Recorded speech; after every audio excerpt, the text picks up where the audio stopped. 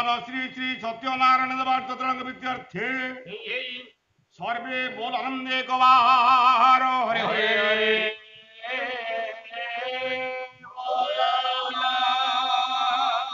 उत्तरा जननी जंकड़ वासिनी मां शारदंग विद्यार्थे ग्राम देवती मां खंडवाल विद्यार्थे और उद्राणी विद्यार्थे आनंदे गवार हरि हरि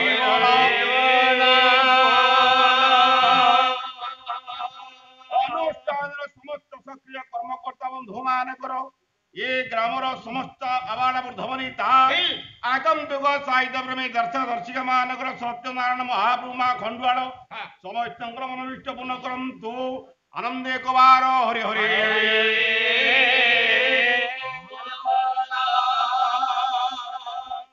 शैल हरि हरि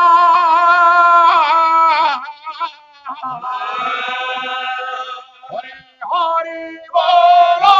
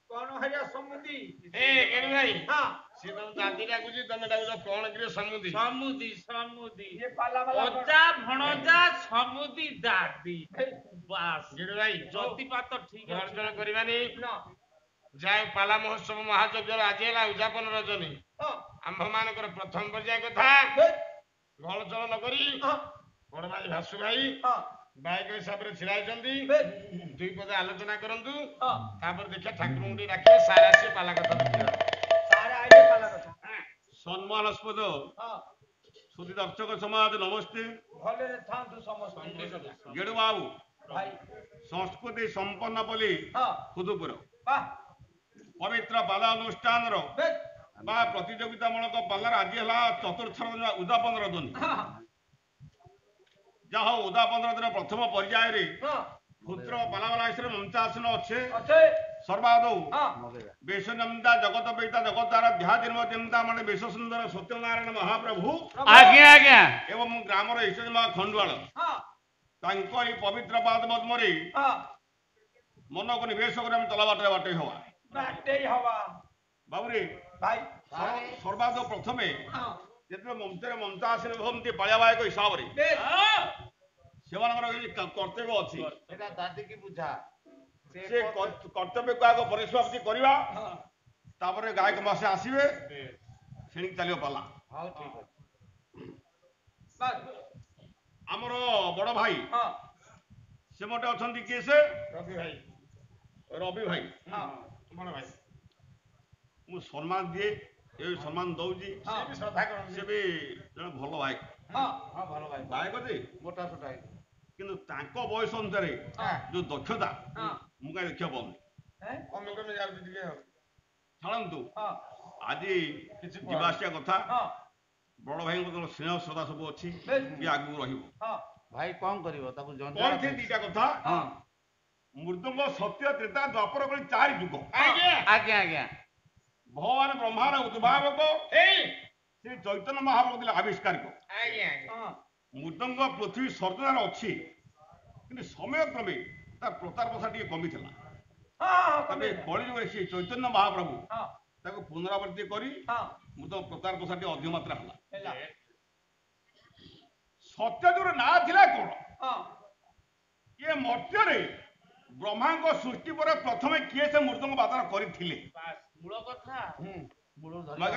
कथा प्राय भाई को पचारे सी कहते 4टा शौक 4 जन भाई बताते 4 जुग सुधीर सुनील श्रीनिवास किंतु प्रथम ଏ ମୃଦଙ୍ଗ ଅନ୍ୟମାନେ ବଜେଇବା ପୂର୍ବରୁ ଏ ମୃଦଙ୍ଗ କିଏ ବଜେଇଥିଲେ? ଦିଟା ଯୁଗ ଥିଲା। ମୁଁ ସତ୍ୟ ଯୁଗ କଥା କହିଥିଲି, କଳି ଯୁଗ କଥା କହିଥିଲି, ତ୍ରେତା ଦ୍ୱାପର କଥା ଥିଲା। ଆଉ ଗୋଟିଏ କଥା କହିଥିଲି, ଆମେ ଶ୍ରୀ କଳି ଯୁଗରେ ଶ୍ରୀ ଚୈତନ୍ୟ ମହାପ୍ରଭୁ କହି ଏ ମୃଦଙ୍ଗ ତୁଳସୀ ପତ୍ର ଆମେ ପୂଜା କରୁଛୁ। ଏ ଚୈତନ୍ୟ ଆଖ୍ୟାଟା କେଉଁଠୁ ମୃଦଙ୍ଗ ପାଇଲା? କିଏ ଦେଇଥିଲେ? ସେ ବି ହେଲାନି। ଆରୁଷା କଥା କିଛି ଲାଭ ନାହିଁ। ଛାଡ଼ନ୍ତୁ, ଏ ଯୋଉ ବାଦ୍ୟକୁ ଗୀତ ନୃତ୍ୟ ଆକୁ ସମିଶ୍ରଣ କଲେ ଆମେ ସଙ୍ଗୀତ କହୁଛେ, କିନ୍ତୁ ୟାର ମୁଖ୍ୟାଂଶ ହଉଛି ତାଳ। ଯିଏକି ଏକ ସୂତ୍ରରେ ଗୀତକୁ ବାଦ୍ୟକୁ ନୃତ୍ୟକୁ ବାନ୍ଧି ରଖେ, ସେ ହଉଛି ମୁଖ୍ୟ ତାଳ। ଏବେ ବା ଗୋଟମା ହେଲାଣି।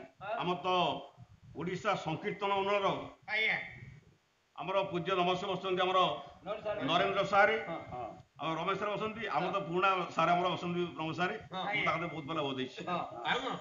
ତୁ ସେ କଥା କହୁନା, ସେ ବହୁତ କଥା। ମୁଁ ହଳଦିଆରେ ଥିଲି 10 ବର୍ଷ। ମୁଁ ସେ ବାପାଙ୍କ ତରଫରୁ ମୁଁ ପରିଚୟ ପାଇଲି। ଏ ବାପା ଅନୁପସ୍ଥିତିରେ ମୁଁ କେତେଟା ବାଳ ବଜେଇଛି ସାର୍। ହଳଦିଆ ଥିଲା ବେଳେ ଭଲ ଥିଲା।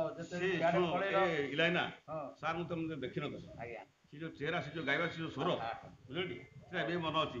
ଗୋଟିଏ ସ୍ୱର ବଗାନ୍ତି ସେଇ କାବେରୀ ଚଳଚ୍ଚିତ୍ରରୁ ଉଡ଼ିଗଲା ପକ୍ଷୀ, ସେଟା ଭୁଲି ହବନି। ଛାଡ଼ନ୍ତୁ, ଏ ଯୋଉ ତାଳ କଥା କହିଲି, ଆମେ ସମସ୍ତେ ବହି ଲେଖା 108 ତାଳ।